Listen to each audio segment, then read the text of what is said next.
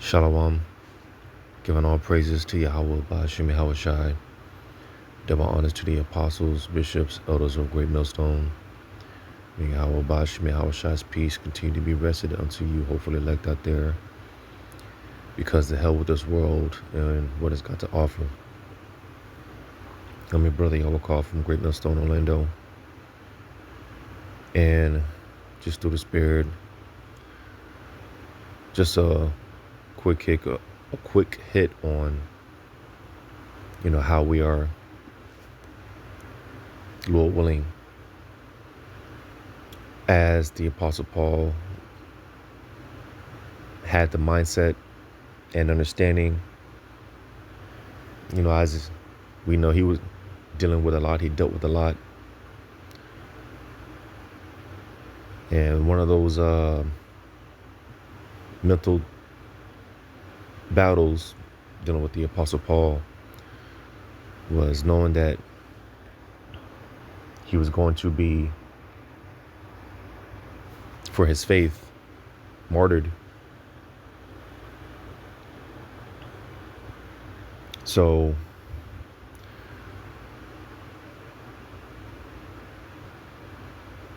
one of the beautiful accounts here in Philippians 2, as far as words of encouragement, dealing specifically with the Philippians, words that the Apostle Paul was, again, trying to exhort Jake as far as our obedience to Yahweh Ba'ashim Yahweh Shai's will, as well as us being that acceptable sacrifice, like it says in Romans 12. Because the beautiful thing about a sacrifice is cold. The sacrifice, because when you read here in verse Philippians 2,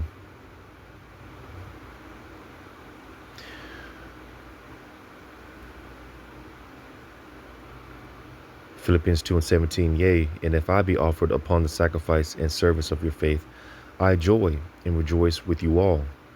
For the same cause also do ye joy and rejoice with me. So again, like it says in Romans 12, being that sacrifice. Because what is a sacrifice? Well,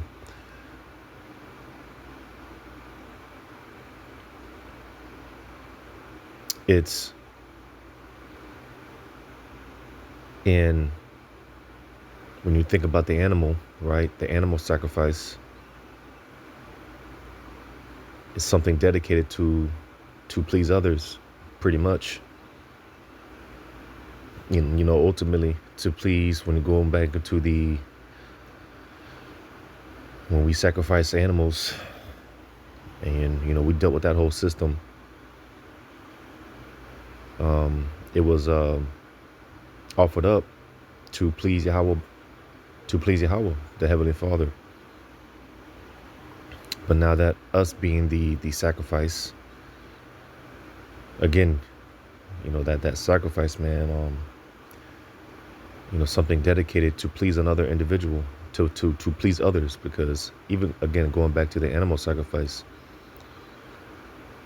that animal sacrifice to the Heavenly Father, to please the Heavenly Father. But even with that being said,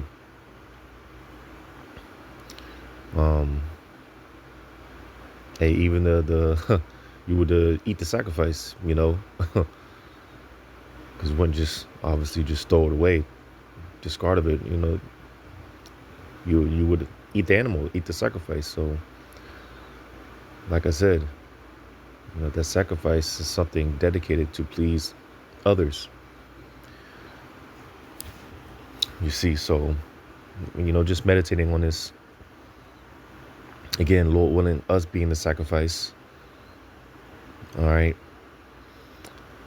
And like I was mentioning with the Apostle Paul, he pretty much having this understanding that he was going to be crucified, or Salakia, he was going to be martyred. And, just leaving words of encouragement to Jake. So it's just something that was on my mind. Again, Lord willing, us being that sacrifice, we are the sacrifice. Because, one of the things, man, you'll never know what brothers are going through unless they opened up about it, unless they speak on it, or whatever the case may be. But you never know what brothers are going through. But like Apostle Paul said, it's in this chapter, if I'm not mistaken.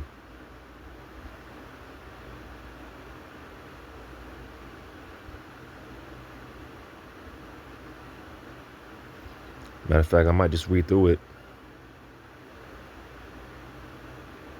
Yeah, I'm going to just read through it real quick. Philippians 2:1. If there be therefore any consolation in Hamashiach, if any comfort of love, if any fellowship of the Spirit, if any bowels and mercies, fulfill ye my joy, that ye be like-minded, having the same love, being of one accord, of one mind.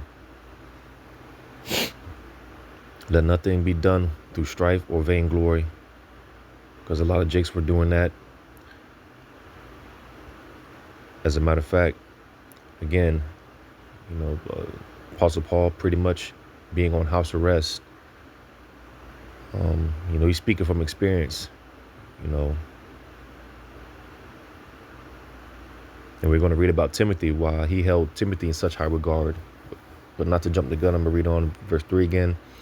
Let nothing be done through strife or vainglory, but in lowliness of mind, let each esteem other better than themselves. Look not every man on his own things, but every man also on the things of others.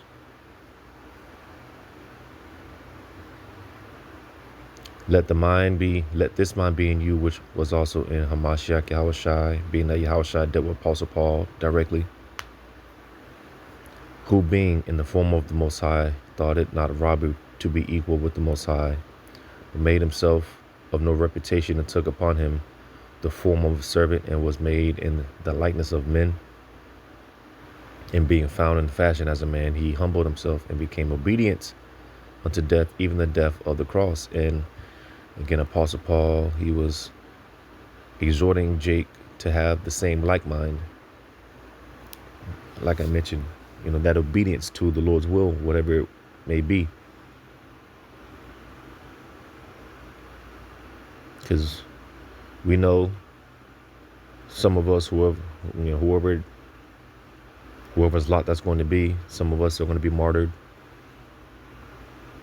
Some of us, we're going to go through our different situations specifically tailored for us. But again, it really is just a matter of subjecting ourselves to Yahweh Bashim Shah's will and glorying in it, rather than being in that woe was me spirit, glory in it. It says, verse 9, wherefore the Most High also had highly exalted him, and given him a name which is above every name, that at the name of Yahushua every knee should bow, of things in heaven and things in earth and things under the earth, and that every tongue should confess that Yahushua Hamashiach is Lord, to the glory of the power of the Father. Wherefore, my beloved, as ye have always obeyed, not as in my presence only, but now much more in my absence, work out your own salvation with fear and trembling. For it is not the Most High which worketh in you both to will and to do of his good pleasure. Because, the thing about it, like Apostle Paul said here, not obeying only my presence only, right? Because, at the end of the day, man, and this is why when we come to the understanding of what death is, at least on this side, it's simply just a break, taking a rest. Because at the end of the day, we know we're going to be reunited with one another. We're going to see each other again. It says, do all things without murmurings and disputings, which was going on. That's why Apostle Paul said that. That's why I said he was saying these things out of experience. That ye may be blameless and harmless, the sons of the Most High, without rebuke, in the midst of a crooked and perverse nation, among whom ye shine as lights in the world. And damn it, can we say, because we don't know, if we're of the elect, but damn it, can we say we are on the right track? We can humbly, confidently, honestly say that we are on the right track. Verse 16, holding forth the word of life, that I may rejoice in the day of Mashiach, that I have not run in vain, neither labored in vain. So you see, because again, Apostle Paul, he was hoping, of course, in this, the I forget who it was at this time. I believe it was Caesar, if I'm not mistaken. But like I said, Apostle Paul, he was he was on trial, you know, but he was hoping to get out and reunited and whatnot. But overall, again in verse 16, holding forth the word of life, that I may rejoice in the day of Hamashiach. So you see, because that's why, like I said earlier, not obeying not only my presence, right? That's why it's important to hold fast, and we are constantly it is constantly reiterated, and we are reassured throughout the scriptures to hold on, to keep the fight, because like I said, the day is going to come. It's all going to be worth it. And overall, this is what Apostle Paul was telling Jake. All of our sufferings and sacrifices and so on and so forth is going to be worth it. It's pretty much what he was saying in a nutshell. Like I said, that I have not run in vain, neither labored in vain. Yea, and if I be offered upon the sacrifice and service of your faith, I joy and rejoice with you all. So it's not the end all be all. For the same cause also do ye joy and rejoice with me. But I trust in the Lord Yahushua to send Timotheus surely unto you, that I also may be of good comfort when I know your state. Timotheus, he was more so well equipped, pretty much being that understudy of Apostle Paul. He was more equipped to teach and to lead and things of that nature. For I have no man like-minded who will naturally care for your state. So, because as Apostle Paul was saying in the earlier verses, you had Jake teaching for strife and their own reasons and personal gains and things of that nature. That's why for the most part, Apostle Paul, he trusted mainly Timotheus. It says, verse 21, for all seek their own, not the things which are Yahushua HaMashiach's, but the proof of him, that as a son with the Father, he hath served with me in the gospel. Him therefore I hope to send presently, so soon as I shall see how it will go with me. Because again, Apostle Paul, he was on that trial. Of course, the hope is to basically all charges dropped and whatnot. But again, Apostle Paul, he had that understanding, and he just knew, coming to that understanding today, that he would have to be martyred for this faith. It says, but I trust in the Lord that I also myself shall come shortly. So again, that's the hope. That's the hope. Apostle Paul would be set free. Verse 25, yet I supposed it necessary to send to you Epaphroditus, my brother and companion in labor and fellow soldier, but your messenger, and he that ministered to my wants. And why is that? It says, verse 26, for he longed after you all, and was full of heaviness, because that ye had heard that he had been sick. So, they sent Epaphroditus with gifts and things of that nature. Matter of fact, jump to Philippians 4 real quick.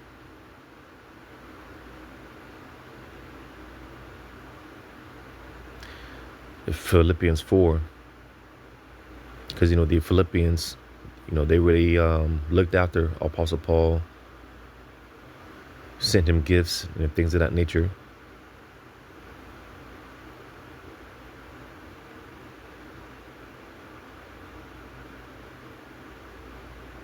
Philippians 4, I'm going to start at 15. Now ye Philippians know also that in the beginning of the gospel, when I departed from Macedonia, no church communicated with me as concerning giving and receiving, but ye only. For even in Thessalonica ye sent once and again unto my necessity, not because I desire a gift, but I desire fruit, that I may abound to your account. But I have all and abound. I am full, having received of Epaphroditus the things which were sent from you, in order of a sweet smell, a sacrifice acceptable, well pleasing to the Most High. And with that being said, verse 19, but my power shall supply all your need according to his riches in glory by Hamashiach Yahushua. Because you best believe, again, they sent gifts and offerings and things of that nature to help Apostle Paul. So you best believe, Jake, man, they were going out of their way. And again, that's the point, because Yahweh Shema Shai, he sees, Yahweh Shema Shai, he knows what's going on. A cheerful giver, as the scriptures talk about.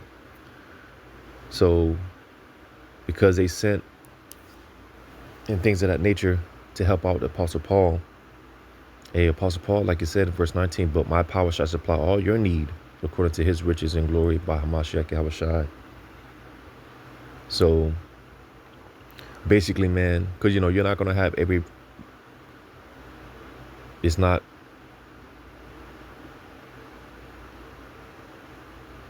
not going to have every brother out there on the highways and byways, right? Basically, everyone has their part to play. Everyone has a lot,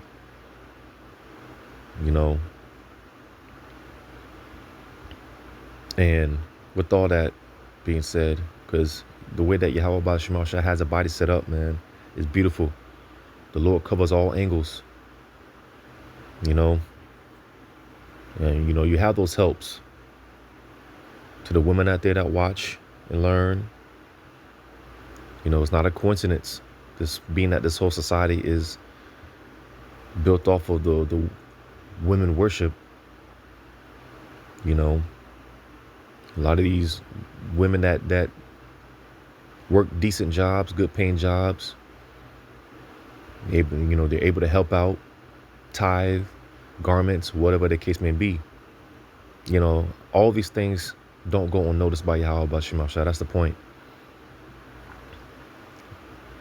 But like I said, going back to Philippians 2, dealing with Epaphroditus, because if I'm not mistaken, the Philippians, they sent Epaphroditus over to Apostle Paul to pretty much minister unto him, to stay by his side, but basically he sent them back. That's why Philippians 2 and 25 again, I suppose it necessary to send to you Epaphroditus, my brother and companion in labor and fellow servant. It says, but your messenger, and he that ministered to my wants. Because also verse 26, for he longed after you all and was full of heaviness, because that ye had heard that he had been sick. So that's another thing, Epaphroditus, because as the point was made earlier, Apostle Paul, he felt it more needful for Timotheus to be sent to teach. He was more well equipped to teach and to lead and things of that nature. It's not that, and this is why having spiritual discernment, understanding spirits and things of that nature, because it wasn't that Apostle Paul looking down on a Jake like Epaphroditus. As a matter of fact, that's why you have the account in 1 Corinthians 12, right? Because someone like, I'll say someone like Epaphroditus, a man like Epaphroditus, he would be looked down upon in this society, like a outcast, I'll say. Those are the right words. Someone that you just kind of brush off. But this is why Apostle Paul said what he said in 1 Corinthians 12. As far as every member of the body is just as equally important. 1 Corinthians 12 and 12. For as the body is one and hath many members, and all the members of that one body, being many, are one body, so also is Hamashiach. For by one Spirit are we all baptized into one body, whether we be Jews or Gentiles, whether we be bond or free, and have been all made to drink into one spirit. For the body is not one member, but many. If the foot shall say, because I am not the hand, I am not of the body, is there therefore not of the body? So, you, you know the account. You can read it. All right. Every member of the body is just as equally important. As far as because of course everyone's not going to be on the level of Apostle Tahar, and so on and so forth. But basically, everyone's important. Like they say in the world, counting the little man out. So dealing with Epaphroditus.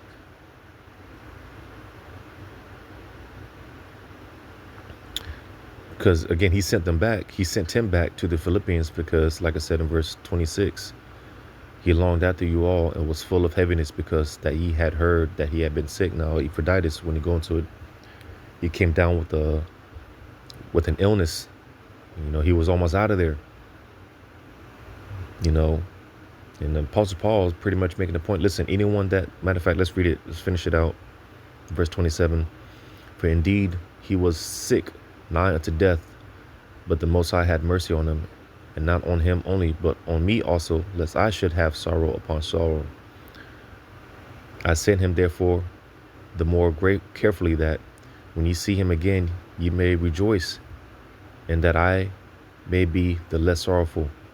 Receive him therefore in the Lord with all gladness, and hold such in reputation. So you see, because anyone, and this is the overall point, anyone that puts their life on the line for Yahweh Bashim Shah, man, hey,